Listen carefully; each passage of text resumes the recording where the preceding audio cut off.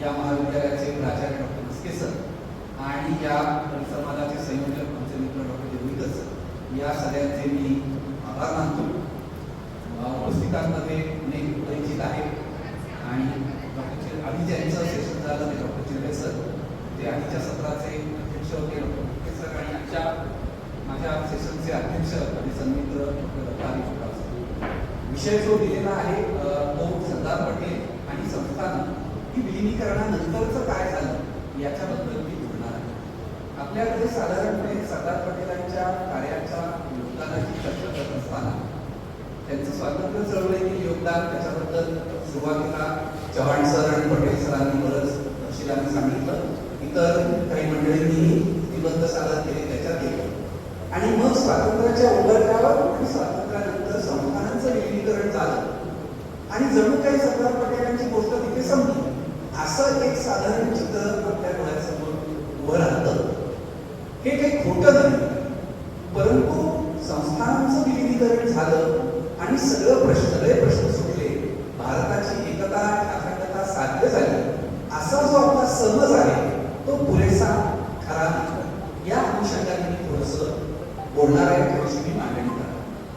जसं चिरडे सरांनी सुरुवातीला एक पार्श्वभूमी सांगितली की 1947 ला आपल्याला जेव्हा स्वातंत्र्य मिळणार होतं तेव्हा जो भारत स्वतंत्रता कायदा झाला, ब्रिटिश पार्लमेंटने पास केला, त्याच्यामध्ये बॅग्स ऑफ पॅरामाउन्सी ही संकल्पना मांडण्यात आली की इंग्रजांचे आणि संस्थानिकांचे जे सगळे करार झाले होते ते आता इंग्रज सोडून जात असल्यामुळे आता ते रद्दबातल ठरवले जातात. आणि त्या कायद्यामध्ये संस्थानिकांच्या समोर 3 पर्याय होते, एक पाकिस्तानाचा, एक भारताचा किंवा स्वतंत्र. आता स्वतंत्र राहण्याचा पर्याय अनेक संस्थानिकांना आकर्षक वाटत होता. रावणकोर सारख्या संस्थानाचे अतिशय महत्वाकांक्षी दिवाण सर सी.पी. रामस्वामी अय्यर यांनी घोषणाच केली होती आम्ही स्वतंत्र राहणार. ती सुदैवाने त्याचं काहीच पुढे झालं नाही. निजामाबद्दल काय झालं ते चिरडे सरांनी आता सांगितलेलं आहे. तर मग 15 पासून 1947 पर्यंत बहुतांश संस्थानिकांनी ज्याला आपण सामीलनामे म्हणून त्यांच्यावर स्वाक्षऱ्या केल्या. जसं चिरडे सरांनी मला सांगितलं की चलन, परराष्ट्र व्यवहार, संरक्षण, दळणवळण अशा अतिशय मोजक्या विषयांवर ह्या संस्थानिकांनी आपले अधिकार हे केंद्र सरकारला सुपूर्द केले. म्हणजे याचा अर्थ असा होता की मर्यादित अर्थाने का होईना अंतर्गत स्वायत्तता ही या संस्थानिकांनी स्वतःकडे ठेवली होती, त्यांना ती बहाल करण्यात आली. आता या अंतर्गत स्वायत्ततेमुळे अनेक प्रश्न निर्माण झाले. कायदा सुव्यवस्थेचा प्रश्न होता, भारताच्या एकता अखंडतेचा प्रश्न होता, आर्थिक विलिनीकरणाचा प्रश्न होता, असे अनेक प्रश्न. म्हणून आपण पहिला टप्पा जो ज्याच्याबद्दल मी बोलणार आहे ते म्हणजे सामील झाल्यानंतर ते विलिनीकरणापर्यंत आणि विलिनीकरणानंतर. थोडंसं शीर्षक म्हटलं तर मिसलिडिंग आहे असं वाटेल, कारण का संस्थानं भारताचा भाग होण्याच्या जे एका अर्थाने 2 टप्पे होते. पहिल्या टप्प्यामध्ये संस्थानिकांनी संविधान सभेत सामील व्हायचं काय ते मंजूर केलं, सामीलनाम्यांवर स्वाक्षऱ्या केल्या, आणि त्यानंतर 48-49-50 पर्यंत या संस्थानांचं भारत नावाचा जे संघराज्य आकाराला आलं होतं त्याच्यामध्ये त्यांचं इथचं विलिनीकरण झालं. आता हे विलिनीकरण कसं झालं याचे पुन्हा 2 प्रकारे विलिनीकरण झालं, तर 2 प्रारूप होती असं आपल्याला म्हणता येईल. एक प्रारूप असं होतं की जर मोठी असतील, छोटी असतील संस्थान, काही संस्थानांचं स्वतंत्र अस्तित्व हे कायम ठेवण्यात आलं. त्याच्यातलं सगळ्यात महत्वाचं उदाहरण म्हणजे अर्थातच म्हैसूर संस्थान भारतात सामील झालं, तो विलीन झालं, पण म्हैसूर नावाचं जे राजकीय एकक आहे, पॉलिटिकल युनिट आहे, ते 1956 पर्यंत तसंच राहिलं. 56 ला आपल्याकडे अनेकांना माहिती आहे की राज्य पुनर्रचना झाली आणि सगळा जो ब्रिटिश भारतातला पूर्वाश्रमीच्या ब्रिटिश भारतातला जो कानडी भाषिक प्रदेश होता तो आणि म्हैसूर संस्थान याचं एकत्र केलं आणि म्हैसूर राज्य झालं. आता त्याचं नाव आपण कर्नाटक म्हणतो. काही संस्थान अशी होती की त्याच्याबद्दल विविध अडचणी होत्या, म्हणून शेजारचा जो ब्रिटिश भारतातला किंवा स्वतंत्र भारतातले जे प्रांत आहेत त्या प्रांतांमध्ये त्यांना विलीन करतात. मग कोल्हापूर असेल, सांगली असेल, अगदी पुरोगामी समजला जाणारा औंध असेल, सावंतवाडी, अगदी मोठं मुंबई राज्यामध्ये विलीन करण्यात आलं. हे दुसरं प्रारूप साधन. तिसरं प्रारूप हे अधिक आव्हानात्मक आणि अधिक किचकट होतं. काही प्रदेश असा होता तो पूर्ण संस्थानी होता, पण तिथे अनेक संस्थान होती. मगाशी सौराष्ट्राचा उल्लेख झाला, राजस्थानचा उल्लेख झाला, त्याचबरोबर आज जो आपण छत्तीसगड ओळखला जातो तो छत्तीसगड प्रदेश असेल, ओडिसाचा बराचसा भाग असेल, तिथे अनेक डझनावरी संस्थान. मग यांचं करायचं काय? या सगळ्यांना उचलून शेजारच्या ब्रिटिश भारतामध्ये टाकायचं का? स्वतंत्र भारताच्या प्रांतात टाकायचं का? तसं झालं असतं तर त्या प्रांतांचाच आकार इतका मोठा झाला असता की त्याच्यातनं पुन्हा काही प्रशासकीय प्रश्न निर्माण झाले असते. म्हणून मग तिसरा जे प्रारूप, तिसरा पर्याय जो निवडला गेला की भौगोलिक सलगता असलेला जो संस्थानिक प्रदेश आहे तो सगळ्या टप्प्याटप्प्याने एकत्र करायचा आणि त्याला एक नवीन राजकीय एकक हे निर्माण करायचं. मग हे कुठे हे प्रयोग झाले तर आपल्याला असं दिसतं की काही ठिकाणी ओडिसा विलीन करण्यात आले, काही छत्तीसगडमधील राज्य मध्य प्रांतात घालवण्यात आली. पण आज जो आपण बुंदेलखंड किंवा बागेलखंड हा जो सगळा प्रदेश म्हणून ओळखतो, तिथली सगळी संस्थानं एकत्र केली आणि विंध्य प्रदेश नावाचा एक वेगळं राजकीय एकक तयार केला. सौराष्ट्र काठियावाडचा मगाशी उल्लेख झाला, ती सगळी संस्थानं एकत्र केली आणि युनायटेड स्टेट्स ऑफ सौराष्ट्र नावाचं एक नवीन राजकीय एकक तयार करण्यात. ही जी माळव्यातली मराठी संस्थान होती, मुख्यतः इंदोर, ग्वाल्हेर, देवास, घाटीपाकी, कोटीपाकी, धार या सगळ्यांना एकत्र करून मध्य भारत नावाचे नवीन राजकीय एकक तयार करण्यात. आणि राजस्थानची प्रक्रिया तर फारच किचकट होती, कारण का एकतर राजस्थानमधल्या सगळ्या संस्थानांना स्वतःचा एक इतिहास होता. प्रत्येक राजकारण्याला स्वतःच्या इतिहासाबद्दल आज मागे येऊन पाहताना नको इतका अभिमान होता. त्यामुळे आपण इतरांबरोबर जायचं कसं असा त्यांच्यामध्ये प्रश्न होता. मग काही संस्थानं एकत्र करून आधी मत्स्य प्रदेश करायचं, मग राजस्थान युनियन करायचं, मग ईस्ट राजस्थान युनियन करायचं, अशी ती सगळी संस्थानं एकत्र करून शेवटी राजस्थान नावाचा एक सगळा राजकीय एकक नवीन तयार करण्यात. आता ही सगळी जी प्रक्रिया आहे त्या प्रक्रियेमध्ये सरदार पटेलांना कोणकोणत्या अडचणींना सामोरं जावं लागलं आणि त्या त्यांनी कशा कशा सोडवल्या याच्याबद्दल थोडंसं मी विवेचन करणार. पहिली गोष्ट जी आपल्याकडे अनेकांना माहितीच असेल, विशेषतः हैदराबाद संस्थानाच्या प्रदेशातले असल्यामुळे या सगळ्या संस्थानांमध्ये वातावरण होतं ते अतिशय सरंजामदार वातावरण. त्यामुळे इंग्रजांच्या प्रभावाखाली ब्रिटिश भारतामध्ये जे सार्वजनिक जीवन, राजकीय जीवन आकारात आलं, ते ब्रिटिश भारतात जसं आकार आलं त्याचा मार्ग सुद्धा बहुतांश संस्थानांमध्ये होता.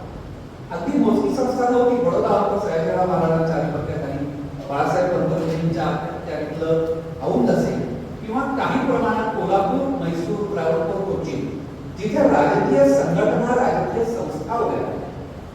त्यामुळे तिथे सार्वजनिक जीवन आणि प्रशासनाचा अनुभव असलेले दरबाराच्या पलीकडचे, दरबाराचे अंकित नसणारे असे लोक तिथे होते.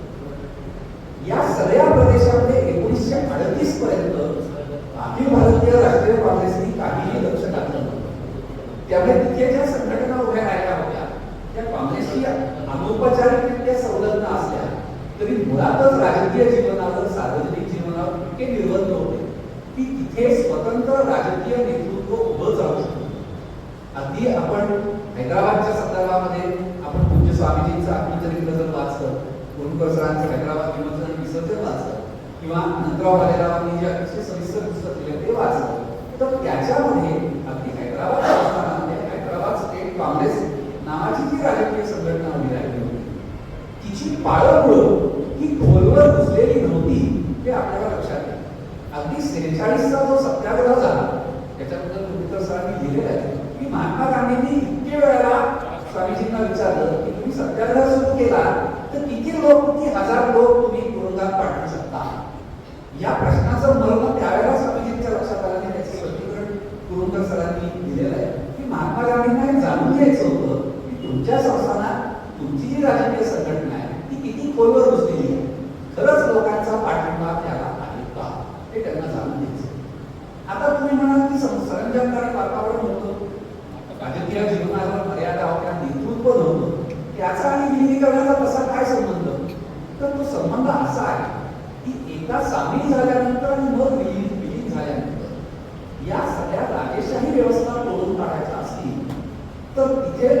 लोकांचा पाठिंबा असलेली सरकार ही स्थापन करणं गरजेचं होतं. त्याच्यामध्ये सरदार पटेलांनी आपल्याला पुढाकार घेतला.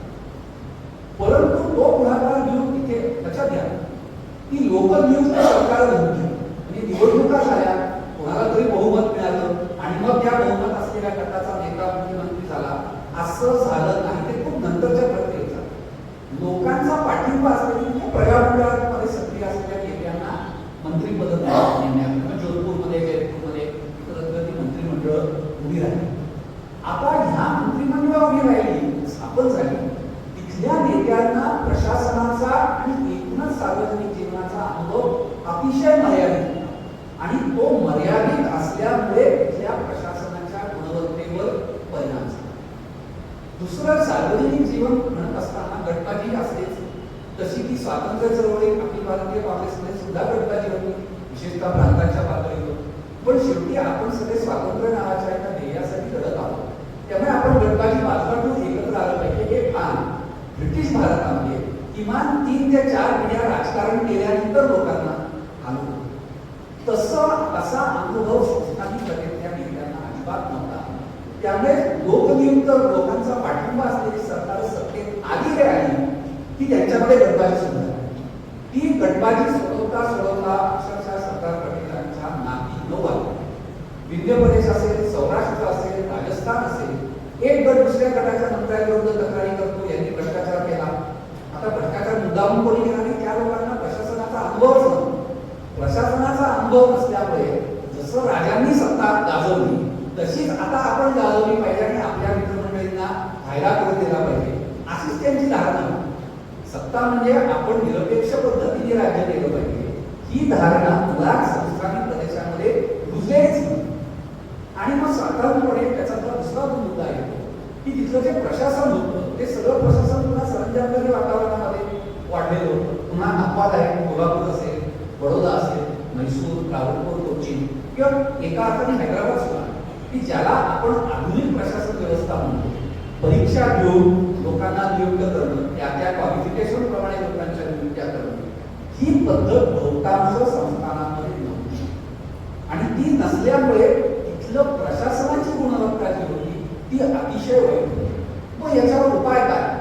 तर सरदार पटेलांनी वेगवेगळे उपाय केले. एक उपाय म्हणजे ब्रिटिश भारतातल्या आणि त्यानंतर स्वातंत्र्योत्तर काळामध्ये जे ब्रिटिशांच्या ताब्यात तयार झालेले ICS अधिकारी असतील किंवा ज्याला प्रॉव्हिन्शियल सिव्हिल सर्व्हिस म्हणतो, आज आपण MPSCच्या मार्फत नियुक्त झालेले अधिकारी म्हणतो, राज्य सरकारांच्या प्रांतिक सरकारांच्या सेवेचे अधिकारी, त्यांना या संस्थानांमध्ये पाठवून द्यायचं, महत्वाच्या पदांवर नेमायचं. मग अगदी पोलीस प्रमुख असेल, दिवाण असेल, मंत्री असतील, महसूल आयुक्त असतील, अशा सगळ्या ठिकाणी त्यांना नेमायचं.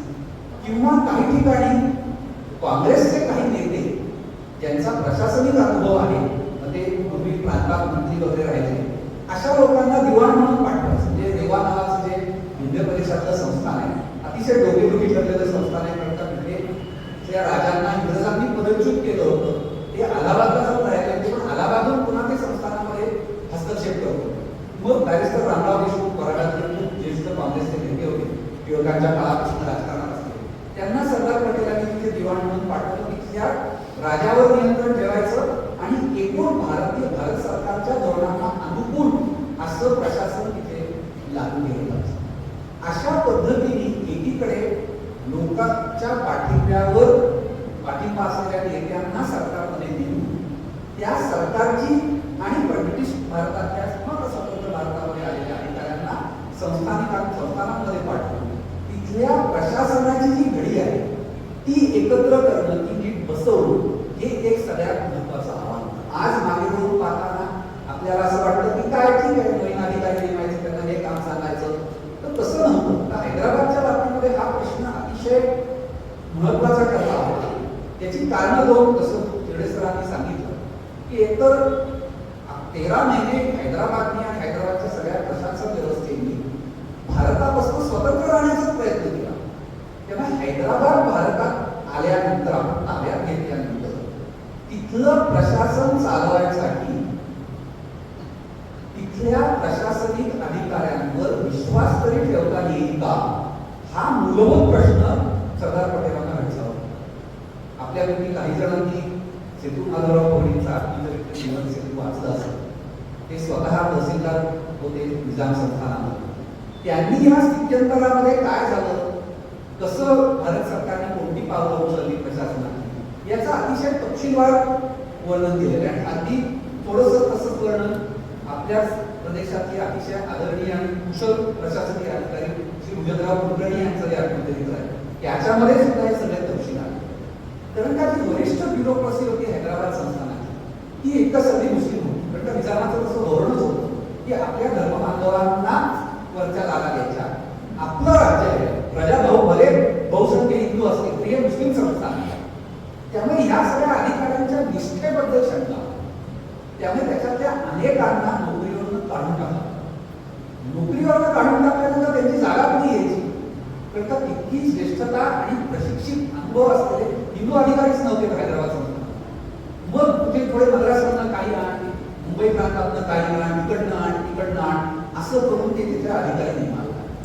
आणि हेही आपल्याला माहिती आहे की पहिली काही महिने हे मेजर जनरल चौधरी हेच लष्करी प्रशासक होते हैदराबाद संस्थानचे. मग त्यांनी लष्करी राजवट उठल्यानंतर सुद्धा एके वेळोडी यांचे ICS अधिकारी होते आणि संस्थानिक खात्याचे सचिव होते. त्यांना हैदराबादचं मुख्यमंत्री नेमलं. हे सगळं का झालं तर पुन्हा हैदराबाद स्टेट काँग्रेसमध्ये गटबाजी होती. पूज्य स्वामीजींना विरोध करणारा एक मोठा गट होता आणि तो गट समाजातल्या अभिजनांचा असल्यामुळे त्याचा एक राजकीय दबदबा होता. त्यामुळे सगळी सूत्र स्वामीजींच्या गटाच्या हातात देणं हेही काँग्रेस दृष्टीनं श्रेयस्कर वाटत नाही. म्हणून यांचे काही लोक, त्यांचे काही लोक, असं सगळं करत ते प्रशासन गावांपर्यंत तसं तसं ते रेटावं लागलं. हा सगळा झाला प्रशासन आणि काँग्रेस आणि लोक चळवळींची जी काही कमकुवत बाजू होती त्याचा एक. दुसरा एक मुद्दा जो आपल्याला आता काळाच्या ओघात आपल्याला प्रत्येकचा लक्षात येईल तो म्हणजे हे सगळे संस्थानिक भारतात सामील झाले व विलीन केलं.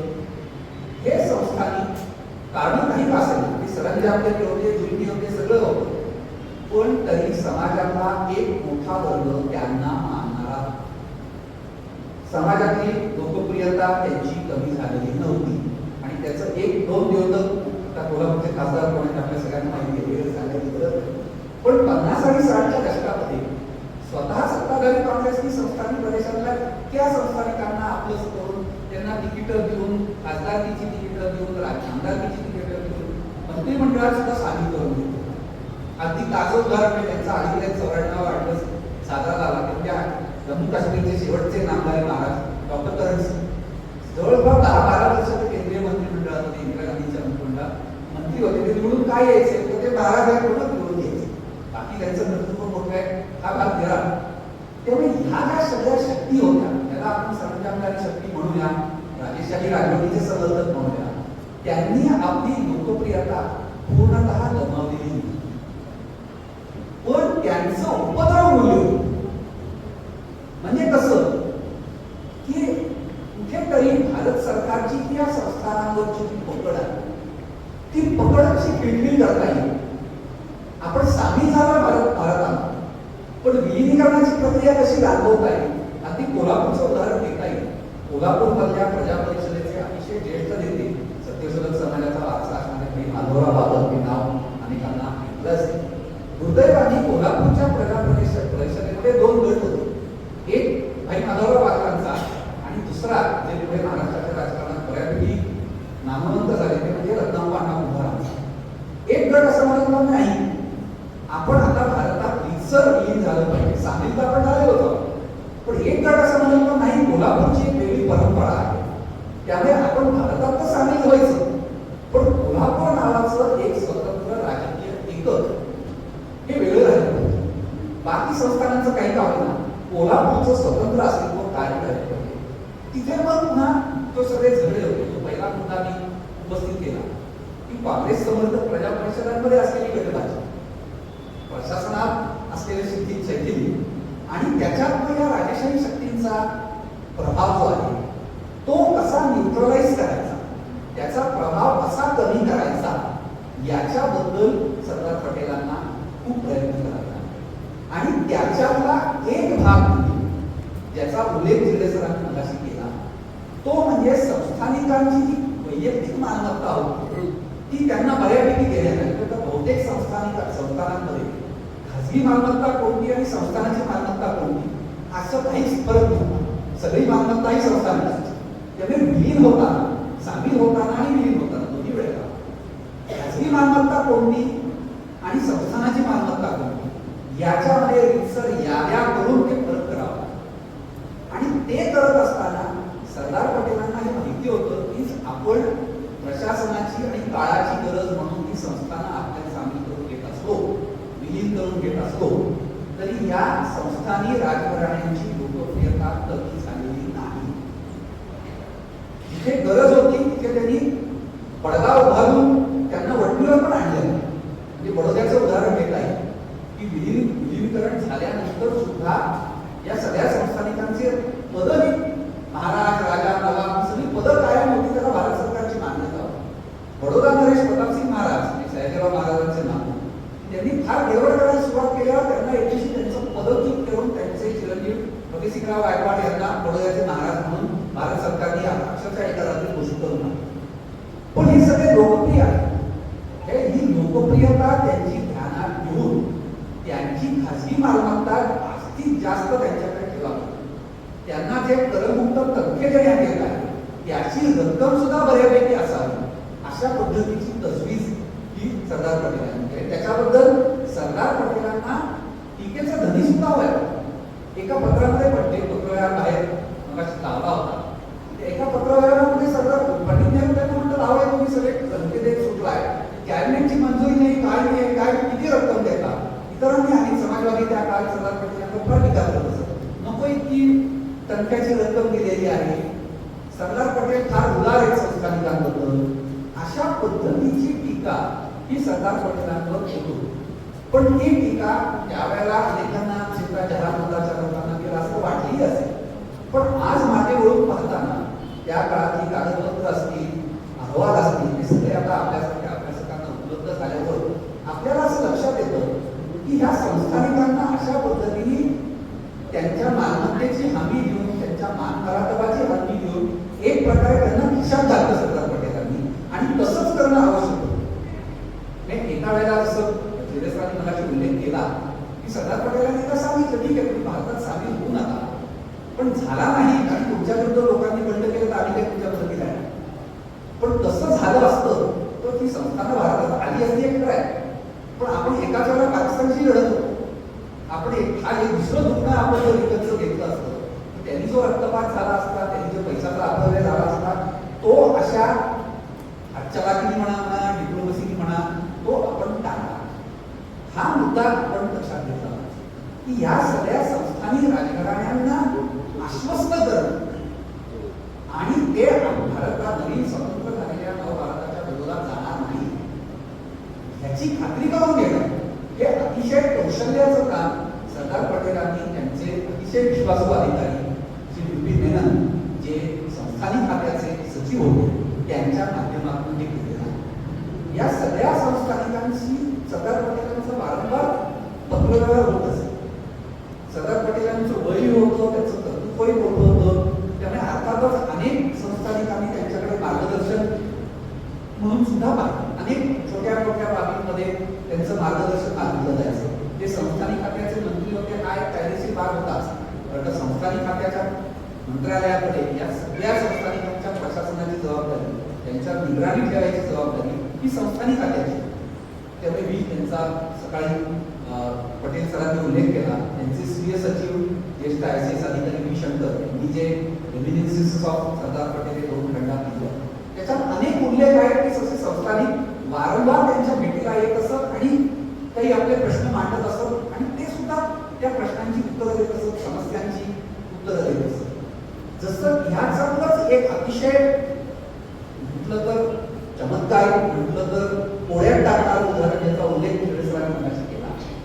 ज्या निजामांनी भारतापासून जो वेगळं राहायचा अट्टहास बाळगला आणि लष्करी कारवाई करून हा प्रयत्न आपण यशस्वी होऊ दिला नाही, त्याच निजाम उस्मान अली खानला आपण म्हणजे भारत सरकारने 1950 पासून 48 पासून ते 1956 पर्यंत तब्बल 8 वर्ष हैदराबादचं राजप्रमुख नेमून ठेवलं. आता निवडणुका झाली म्हणजे 1952 साली जेव्हा पहिल्या निवडणुका झाल्या, आपल्यापैकी सगळ्यांनाच माहिती आहे, सगळे डावे पक्ष, शेतकरी कामगार पक्ष, कम्युनिस्ट पक्ष आणि स्टेट काँग्रेस म्हणून गोविंदभाई श्रॉफ यांच्या नेतृत्वाखाली ते लीग ऑफ सोशलिस्ट वर्कर्स हे बाहेर पडले. त्यांनी प्रोग्रेसिव्ह डेमोक्रेटिक फ्रंट ही संस्था संघटना आघाडी स्थापन केली आणि पूज्य बाबासाहेब परांजपे हे बीडमधनं खासदार म्हणून निवडून आले. निजाम राजप्रमुख म्हणून विधिमंडळाच्या पहिल्या अधिवेशनात भाषण करणार म्हणून विरोधी पक्षाच्या सगळ्या आमदारांनी त्या भाषणावर बहिष्कार टाकला. हे हैदराबाद भारतात सामील झाल्यानंतर 4 वर्ष, म्हणजे त्याच्याबद्दल लोकमानसामध्ये किती तीव्र अशी भावना. पण तरी आणि आत्ताच हैदराबादचे शेवटचे नामदारी निजाम उस्मान अली खान यांचे नामपूर यांचं निधन झालं. त्यांच्या चिरंजीवांना कुटुंबियांनी त्यांची ताजपोशी केली. मग त्या मालमत्तेची सगळी भांडणं केली आणि कसं चालू आहे वर्तमानपत्रामध्ये त्याच्या तपशील येत असतात. ते सगळे तपशील आपण मागचे संदर्भ पाहिले तर निजामाकडची बरीचशी संपत्ती ही निजामाकडेच आहे. त्याचे वेगवेगळे ट्रस्ट करण्यात नातवंडांसाठी, मुलांसाठी, सुनांसाठी, अनावरस मुलांसाठी सगळ्यांसाठी ट्रस्ट करण्यात आले. पण सरकारने ती मालमत्ता जप्त केली. कारण का हे सगळं आपल्याला करायचं केलं तर जो वर्ग या राजेशाही व्यवस्थेचा समर्थक आहे, लाभार्थी आहे, वेगवेगळ्या कारणाने धर्मामुळे, जातीमुळे, उपद्रुत केल्यामुळे असेल, तो ह्या आपल्या आपण जे नवीन भारत उभा करायचा प्रयत्न करतोय त्या प्रयत्नांना विरोध करू शकतो किंवा खीळ घालू शकतो. म्हणून या सगळ्या संस्थानिकांना आश्वस्त करणं हे अतिशय महत्वाचं. आणि काही संस्थानिकांच्या अतिशय छोट्या छोट्या मागण्या होत्या. आज मागेवरून पाहताना आपल्याला कदाचित हसू येईल. त्रावणकोर आणि कोचिन दोन्हीचे महाराज अतिशय धार्मिक होते. केरळ जे जाऊन आले किंवा ज्यांना तिथला समाज इतिहास माहिती, सरकार संस्थानिकांच्या ताब्यात अनेक मंदिरं होती. आज जी सगळी प्रसिद्ध आहेत, पद्मनाभ स्वामी असेल, गुरुवैभव असेल, सबरीमाला असेल, जे किती काही घ्या लाभवत आहे. कोचिनच्या महाराजांचं एवढंच म्हणणं होतं, बाकी मला तुम्ही काय तनखा घ्या देऊ नका त्याच्याशी मला काही देणं देणं नाही. कोचिन संस्थानाच्या तिजोरीतनं जो जितका पैसा या मंदिरांना जातो तितका पैसा याच्या पुढेही जात राहिला पाहिजे, एवढीच त्यांची सारी माहिती. आणि आपल्यापैकी राज्यशास्त्राच्या अभ्यासकांना माहिती असेल, आपण एरवी आपली राज्यघटना धर्मनिरपेक्ष आहे असं म्हणतो, पण केरळ सरकारच्या वार्षिक अर्थसंकल्पात आणि तामिळनाडू सरकारच्या वार्षिक अर्थसंकल्पात विशिष्ट रक्कम या मंदिरांसाठी दिली जाईल अशी तरतूद कायद्यात नाही, आपल्या राज्यघटनेत. ही इंदिरा गांधींनी तनखे रद्द केली तरी ही तरतूद आजही कायम आहे. ती का आहे तर त्याची पाळंमुळं पुन्हा सरदार पटेलांनी या संस्थानिकांच्या पाठीशी कोण आहे हे ओळखून ती तरतूद करून घेतली. त्यांनी तसं केलं नसतं तर कदाचित इतर काही प्रश्न निर्माण झाले असतील, आपल्याला माहिती नसतात, तर त्याला काही अर्थ नसतो. पण ती तरतूद केली, त्याला नेहरूंनी विरोध केला नाही. इंदिरा गांधींनी तनखे रद्द केले, ती तरतूद तशीच आहे. त्याच्यानंतर इतकी सरकार गेली, पंतप्रधान आले, पंतप्रधान गेले, त्या तरतुदीला कोणीही आठ लावलेला नाही. केरळमध्ये कम्युनिस्ट पक्षाचं सरकार असून सुद्धा ते या तरतुदीबद्दल प्रश्नचिन्ह अद्याप उपस्थित केलेले नाही. डीएमके आणि डीएमकेची राजकीय विचारसरणी काय हेही आपल्याला नाही, तेही याच्याबद्दल फारसा आक्षेप घेत नाही. या तरतुदी घडले नाही.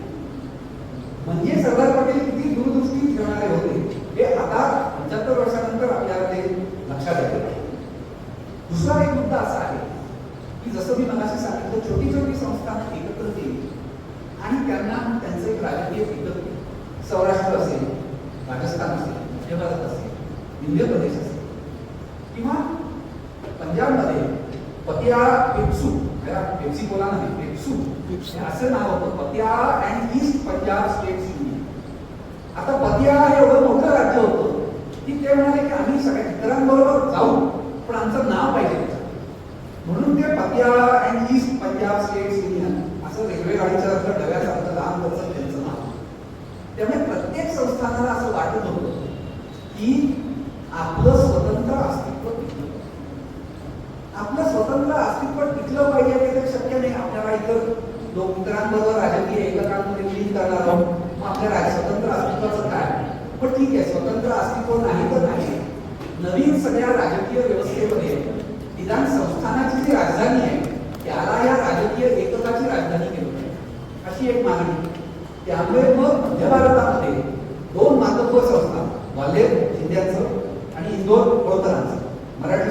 वही अवशेष मल्हारराव होळकर आणि रणजित शिंदे यांनी स्थापन केलेली ही संस्था राजधानी मध्य भारताची राजधानी कुठे करायची, ती ग्वाल्हेरला करायची का इंदोरला करायची याच्यावरनं भांडण. बरं, जे संस्थानिकांचे पाठीराखे होते त्यांच्यात भांडण असतील ते एक वेळेस, पण तिथे काँग्रेसवरही भांडण ग्वाल्हेरला राजधानी करायची का इंदोरला करायची. मग त्याच्यावर तोडगे काय, तर एके ठिकाणी राजधानी एके ठिकाणी उच्च न्यायालय अशी ती वाटणी करायची. म्हणजे तुम्हाला माहितीच असेल अनेकांना, मध्य प्रदेशामध्ये राजधानी आहे भोपाळ आणि त्यांचं उच्च न्यायालय आहे जबलपूर. असं ते सगळं गडबड सगळी चाललेली असते. राजस्थानमध्ये एक आणखी प्रश्न होतो, सगळे प्रकाशाचा उल्लेख केला. ही सगळी संस्थानं हजारो वर्षांचा इतिहास, अनेक जण त्याच्यात मुघलांविरुद्ध लढले. त्यात उदयपूरच्या सिसोदिया राजवंशाचं तर मान फार वेगळा, कारण ते कधीही मुघलांना शरण गेले नाही. राणा प्रतापांचे वंशज मुघलांना शरण गेले नाही, त्यामुळे एकूण राजस्थानमध्ये त्यांचा सामाजिक दर्जा हा कच्चा. मग सुरुवातीला सगळे राजे सगळे तयार झाले, एकत्र येऊया, मग आपल्या राजांचा मान राखला पाहिजे. मग त्यांचं एक मंडळ तयार झालं. आपण या नवीन राजकीय एककाचा प्रमुख काय, त्याला पदनाम दिलं राजप्रमुख. ठीक आहे, पण आता दोन मूल्यवान संस्थानिक असतील तर त्यांचं काय करायचं. एका वेळेला एकच राजप्रमुख असू शकतो, पण ठीक आहे, मग आळीपाळीने राजप्रमुख पदाचा एक थोडासा प्रयोग झाला. मग छोट्या संस्थानांचं त्यांना उपराजप्रमुख असं पद देण्यात आलं. राजस्थानमध्ये हा प्रश्न अतिशय गंभीर झाला. सुरुवातीला सगळी संस्थानं झाली, राजस्थान झालं. उदयपूर संस्थान हे मात्र फार शेवटपर्यंत त्याच्यात गेला तयार. म्हणजे उदयपूरच्या संस्थानिकांचा तो इतका महिमा की अगदी जेव्हा दिल्लीला दरबार भरायचे व्हायसरायचे, तेव्हा सुद्धा उदयपूरचे राणा जात नसत अशी एक त्यांची कथा. मग जेव्हा उदयपूर संस्थानांनी या राजस्थानमध्ये सामील होण्याचा मान्य केलं, तर उदयपूरच्या राण्यांचं आता करायचं काय असा प्रश्न आला. आपलं सरकार कल्पक आहे पदांच्या बाबतीमध्ये, तीच कल्पकता सरदार पटेल यांनी दाखवली. उदयपूरच्या महाराजांना महाराज प्रमुख असं एक नवीन पद तयार केलं आणि ते राजप्रमुखांपेक्षाच. मग त्यांना तनखे किती द्यायचे, अलाउन्सेस किती द्यायचे, पगार, भत्ते, महाल, हे सगळ्याचा त्यांना सगळं सोडवत बसतं. हे सोडत असताना मगाशी प्रशासनिक ह्याचा उल्लेख केला. प्रशासनाबरोबर न्यायव्यवस्थाही आहे.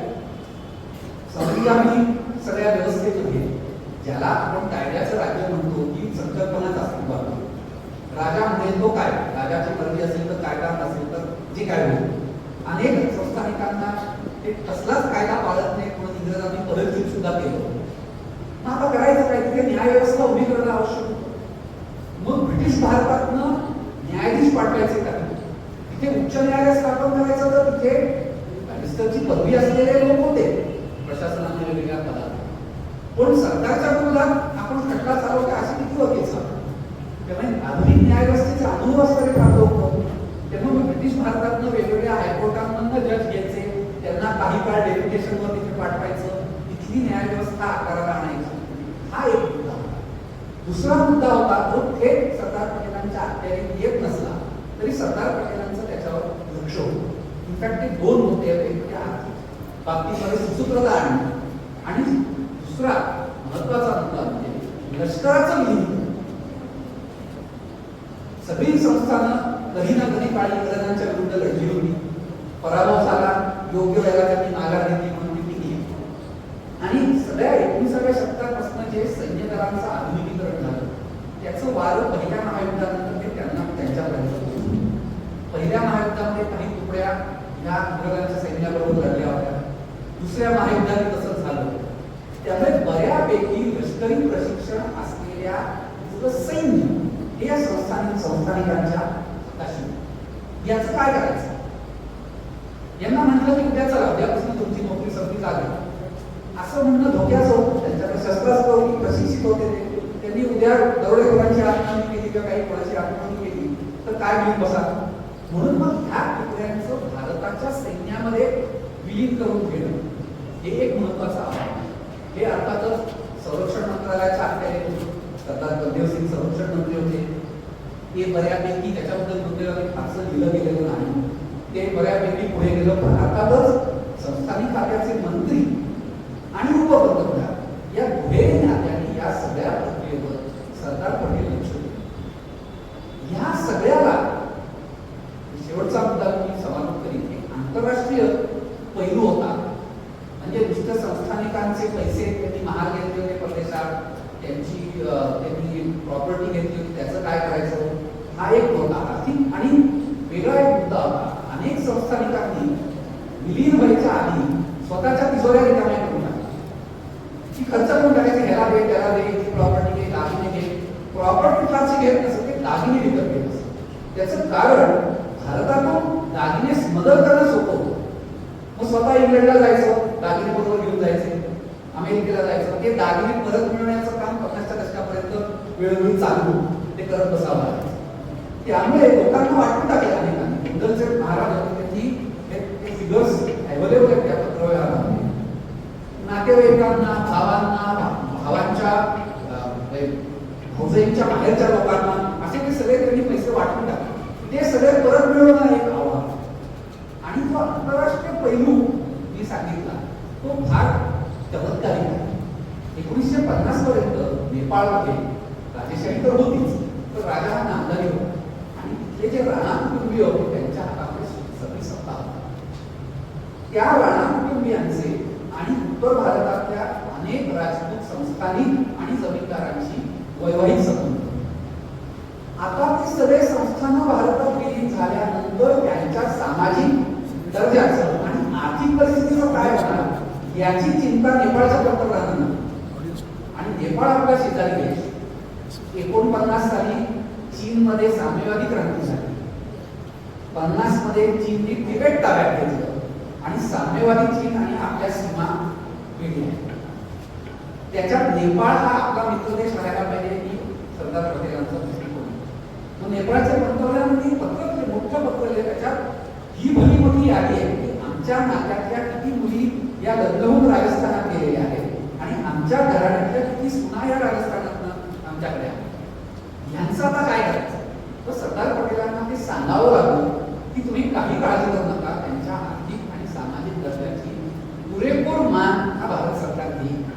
म्हणजे संस्थानं नुसती विलीन झाली. एक पैलू जो जेडे सरांचा उजळता उल्लेख केला की ज्या वेळेला सप्टेंबरमध्ये पोलीस ऍक्शन झाली त्याच्याच 2 दिवस आधी हैदराबाद संस्थानाचं शिष्टमंडळ पॅरिसला संयुक्त राष्ट्र समितीच्या सुरक्षा परिषदेमध्ये भारताविरुद्ध तक्रार दाखल करायला मिळालं होतं. ते पोहोचलंही. आपण त्यावेळेला पोलीस ऍक्शन घेतली नसती तर काश्मीर प्रश्नाचं जसं आंतरराष्ट्रीय चरण झालं तसं हैदराबाद प्रश्नाचं झालं असतं. ते सगळं भलं आजपर्यंत आपल्याला कदाचित हा सेमिनारी आपण कसं काय झालं असतं. तर हे सगळं होत असताना हा एक वेगळा आंतरराष्ट्रीय पैलू की नेपाळ सारख्या संविधानधारी व्यवस्था असलेल्या देशाला आपला मित्रदेश ठेवायचा असेल तर तिथल्या अभिजनांचे तिथल्या जमीनदार संघटना जागीरदार राजकारण्यांची ते वैवाहिक संबंध आहे. ती कनेक्शन पाहतात तेही सरदार पटेलांना सांगतात. म्हणजे तात्पर्य हे की एकूण सरदार पटेलांना भारताचं बिस्मार्क म्हटलं जातं, आयर्न मॅन म्हटलं जातं, किती रास्त नाही घेतात अभ्यासकांमध्ये चर्चा आहे. पण संस्थानं सामील झाली, विलीन झाली आणि प्रश्न संपला. असा जो सार्वत्रिक समज आहे तो अजिबात झाला नाही. मी तर म्हणेन तो पहिला प्रश्नाचा अर्धा पूर्वार्ध ते सुटला. संस्थानं विलीन झाली. छोटे छोटे बारीक सारीक पण तितकेच गुंतागुंतीचे प्रश्न काय राहिले. मोठा प्रश्न सुटला की बाबा भारताचं संस्थान भारताच्या भाग झाली का? हो. राज्यघटना त्यांना लागू झाली का? हो. राष्ट्रपती, निवडणूक आयोग, सुप्रीम कोर्ट सगळं त्यांना लागू झालं. पण हे बाकीचे प्रश्न काय हे प्रश्न सोडवणे हे सुद्धा सरदार पटेलांच्या नेतृत्वाखाली संस्थानिक खात्याचे अधिकारी, काँग्रेसचे नेते अशा अनेकांनी याच्यात सहभाग घेतला. आता ज्याला आपण लायन शेअर म्हणतो, सिंहाचा वाटा, तो सरदार पटेलांचा होता. सरदार पटेलांच्या या योगदानाकडे दुर्दैवाने पुरेसं लक्ष दिलं गेलं नाही. या निमित्ताने ह्या त्यांच्या योगदानाबद्दल थोडंसं बोलत असतो त्याबद्दल मी संघटकांचे आभार मानतो आणि